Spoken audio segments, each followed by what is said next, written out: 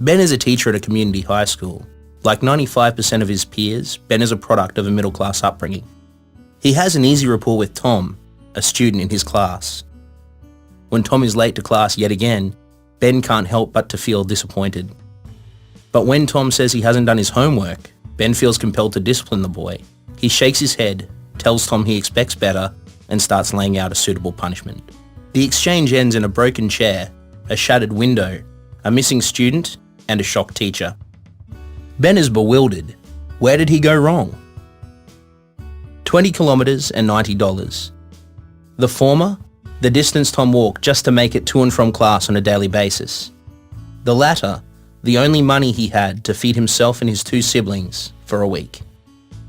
He was unable to complete his homework because he had to take his young sister to the doctor. Knowing Tom's situation, Ben's reaction seems quite unfair, but Ben was just doing his duty. He had to address his student's performance. How was he supposed to know? This brings up a more pressing question. What did he do to find out? Ben drew upon his experiences and the beliefs and thought patterns they informed, and made a judgment. Tom had simply been lazy, and only he had the power to help Tom realize his potential. And because of this judgment, their conversation began in deficit.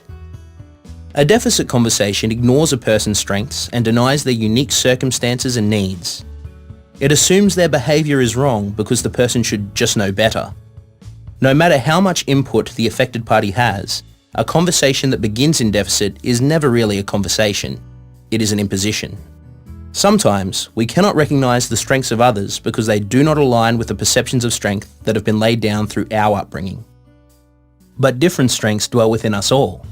Although these strengths vary greatly from person to person, we are united by their presence and equalised by their potency. In situations like Ben and Tom's, we must seek to understand the circumstances of each person's life such that we can focus on their strengths. In a strength-based conversation, power isn't handed down. It is coaxed out, given life, recognised, and ignited.